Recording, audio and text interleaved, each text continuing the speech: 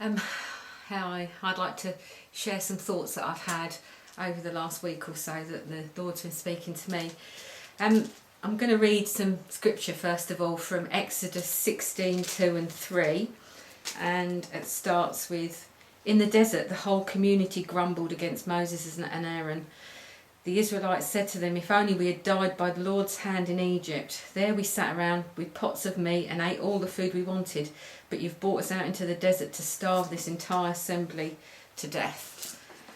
The Israelites, they'd left slavery and they thought that high times are ahead, and in the meantime they were on this journey and they weren't very happy about it.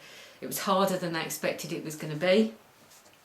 And the desert, as I'm sure doesn't need much imagination, it was vast, it was hostile, and but in all of this was the perfect place for God to test and shape his people.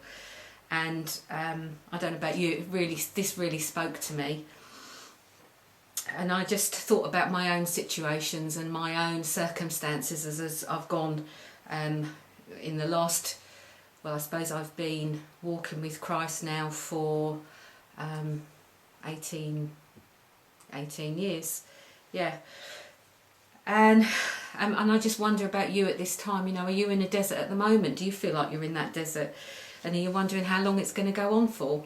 Because when times are hard and we're in those situations, do you, like those people of the Israelites turned against Moses, when they were leaving Israel, that they, Moses was, their, he was their leader, and he was, that they were only too pleased what was happening, and then they're sort of grumbling against it because times are very hard. Is that what you're doing at the moment? Are you crying out?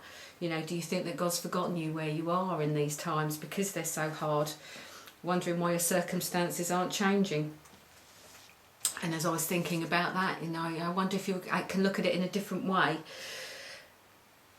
As we go through our lives, we pick up baggage as we go, and some of it is, we put up these layers of protections around ourselves, to keep ourselves safe, to keep ourselves comfortable.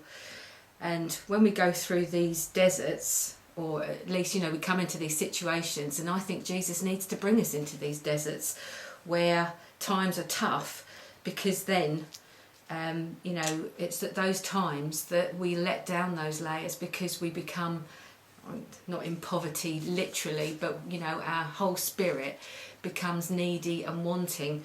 And at those times, that's when, that we draw closer to God and closer to Jesus, and that's when he can speak to us, he can come close to us.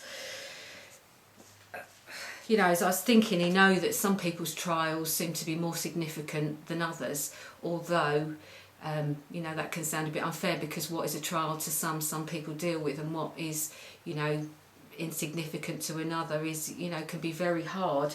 And that's why, God knows us all personally, he knows what our situations are, and he's very sensitive to recognising exactly what it is in us. But are we as sensitive to recognising him in our lives, I wonder? Are we seeing the miracles that he's causing for us? Are we seeing, the work that he's doing? This is all a plan. He knows exactly what we're going through. And if you can look at it like that, then, and let down those layers of protection and really call out to Jesus, he is alongside you. He is there for you. You've only got to look in the Bible. It's a fantastic handbook. It isn't a situation that we can go through that isn't in there.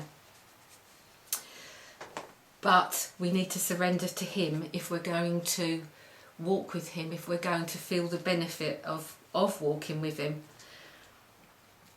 I'd just like to read the scripture to you in Matthew 6:34.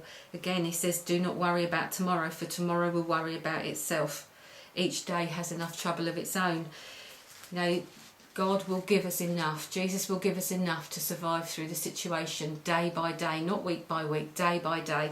In the desert, he sent manna to them for them to eat day by day. If they tried to keep it, it went rotten. And you need to bear that in mind. It is difficult to do sometimes, because we all like to have security and know where things are coming from as we go week to week. but that isn't always Jesus' purposes in our life. And I think, again, I looked at 2 Corinthians 1, 8 to 11. I just want to read that to you. It says, "We do not want you to be uninformed, brothers, about the hardships we suffered in the province of Asia. We were under great pressure, far beyond our ability to endure, so that we despaired even of life. Indeed, in our hearts we felt the sentence of death. But this happened that we might not rely on ourselves, but on God, who raises the dead. He has delivered us from such a deadly peril, and he will deliver us. On him we've set our hope that he will continue to deliver us. As you help by your prayers," and that's really key, is your prayers, "then many will give thanks on your behalf for the gracious favour granted to us to the prayers of many." So what you can do is when we're going through these times is that, think of your situation. It is an opportunity.